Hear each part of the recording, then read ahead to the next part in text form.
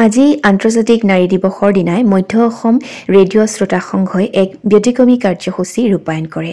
নাৰীসকলৰ বাবে এই বিশেষ দিনটোত পদপথত স্বাৱলম্বিতাৰ পথ বিচাৰি জীৱন নিৰ্বাহ কৰা কেইবাগৰাকীমান মহিলাক শ্ৰোতা সংঘই ব্যৱসায়িক স্থানতে গৈ উপহাৰ প্ৰদান কৰে। তেখেতসকল হৈছে ক্ৰমে পুদুমি দাস, ঘনকান্ত্ৰী বৰদলৈ, চুনু বনৰীয়া, লক্ষ্মীৰবী দাস, আনোৱাৰা বেগম, ৰহিলা খাতুন আৰু মঞ্জু বৰা।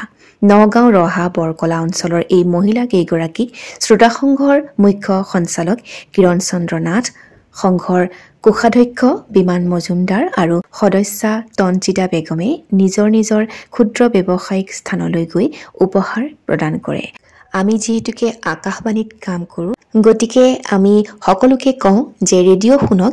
ৰেডিঅ'ৰ পৰা বহু জ্ঞান আহৰণ কৰিব পৰা যায় আৰু ৰেডিঅ' শুনি শুনি আমাৰ বহু শ্ৰোতাই খেতি কৰি আছে আৰু যথেষ্ট জ্ঞান আহৰণ কৰি আছে।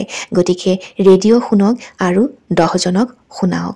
এই ৰেডিঅ' প্ৰচাৰৰ কাৰণে আমি মধ্য অসম শ্ৰোতা সংঘ এই গোটটো খুলিছোঁ আৰু আমাৰ এই মধ্য অসম শ্ৰোতা সংঘৰ এটি ফেচবুক পেজ আছে, আপোনালোকে ফ'ল' কৰিব পাৰে। তাৰ লগতে আপোনালোকে যদি পোনপটীয়া যোগাযোগ কৰিব বিচাৰে, সঁহাৰি জনাব বিচাৰে, তেন্তে নিশ্চয় যোগাযোগ কৰিব পাৰে।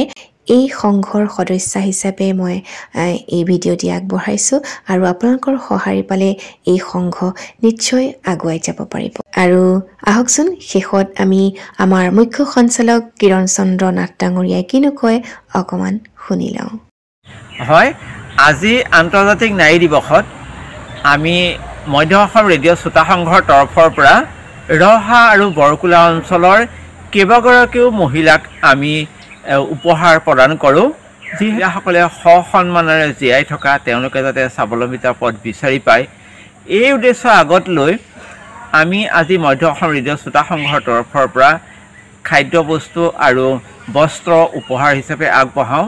বিশেষকৈ আমি এইটো ব্যৱস্থা কৰিছিলোঁ, যিসকল মহিলাই জীৱিকাৰ কাৰণে পথৰ দাঁতিত চাহৰ দোকান দিছে, কোনোবাই ভাতৰ দোকান দিছে, তামোল পাণৰ দোকান দিছে, কোনোবাই হয়তো স্বামী তেখেতৰ পৰলোক প্ৰাপ্তি ঘটিছে, এইসকল সাহসীয়াল মহিলাক সন্মান জনাবৰ কাৰণেই আমি মধ্য অসম ৰেডিঅ' শ্ৰোতা সংঘই এটা পৰিকল্পনা হাতত লৈছিলোঁ আৰু পৰিকল্পনাৰ অংশ হিচাপে আজি আমি মধ্য অসম শ্ৰোতা সংঘৰ তৰফৰ পৰা মই কিৰণ চন্দ্ৰ নাথে, লগতে আমাৰ যি শ্ৰোতা সংঘ চোৱা চিতা কৰি থাকে, আৰ্থিক দিশ চাই থাকে, তেখেত হৈছে বিমান মজুমদাৰ আৰু এজন নতুন সদস্য, তেখেতে ৰহা মহাবিদ্যালয়ৰ পৰা আমাৰ ইয়াত অন্তৰ্ভুক্ত হৈছে, তেখেত হৈছে বলোৰাম নাথ। আমি এটাইকেইজনে এই কথাখিনি আৰম্ভ কৰিছিলোঁ আৰু পাতিছিলোঁ যে আমি এই আন্তৰ্জাতিক নাৰী দিৱসত আজি আমি সকলো কেইগৰাকী মহিলাক আন্তৰ্জাতিক নাৰী দিৱসৰ বিষয়ে দুআষাৰ বুজাই দিয়া হয়। তেখেতসকলৰ যে অধিকাৰ আছে, তেখেতসকলে যে সন্মানেৰে পুৰুষৰ সমানে কামত অংশগ্ৰহণ কৰিব পাৰে, জীৱিকাৰ পথ বিচাৰি ল'ব পাৰে, স্বাৱলম্বী হ'ব পাৰে, এই কথাখিনি আজি কেইবাগৰাকীও মহিলাক মই বুজাই দিওঁ। বিশেষকৈ এগৰাকী মহিলাক মই সুধিছিলোঁ, আজি যে আন্তৰ্জাতিক নাৰী দিৱস, আপুনি কি জানে? সেই মহিলাগৰাকী বৰকোলা অঞ্চলৰ, তেখেতে ৰাস্তাৰ কাষত শাক পাচলি বিক্ৰী কৰে। কৈছে মোৰ কিছু নাই, মোৰ নাতি দুটা আছে, মই একো নাজানো নাৰী দিৱস। আৰু লগে লগে মই সেই মহিলাগৰাকীক নাৰী দিৱসৰ বিষয়ে সুন্দৰকৈ মই যিখিনি জানো এইখিনি মই বুজাই দিছোঁ। সঁচাকৈ ভাল লাগিল যে মহিলাগৰাকীক মই আজি নাৰী দিৱসৰ বিষয়ে পোনপটীয়াকৈ ক'ব পাৰিলোঁ। বিশেষকৈ আমি আকাশবাণী মজিয়াত থাকোঁ, সকলোৱে জানে, তাৰ পৰা ফালৰি কাটি আমি শ্ৰোতা সংঘ গঠন কৰিছোঁ। যদিও আমি আকাশবাণীত আমি নাৰী দিৱস কৈ থাকোঁ, আজি আমি তেখেতৰ কাষলৈ গৈ পোনপটীয়াকৈ প্ৰত্যক্ষভাৱে আজি মই তেখেতক কোৱাৰ সৌভাগ্য হ'ল। এয়া মোৰ কাৰণে বৰ গৌৰৱৰ কথা আৰু শ্ৰোতা সংঘৰ কাৰণে গৌৰৱৰ কথা। আমি যে আন্তৰ্জাতিক নাৰী দিৱস এই দিনটোৰ কথা তেখেতক বুজাই দিলোঁ আৰু তেখেতক এটা সামান্য উপহাৰ আমি দিলোঁ।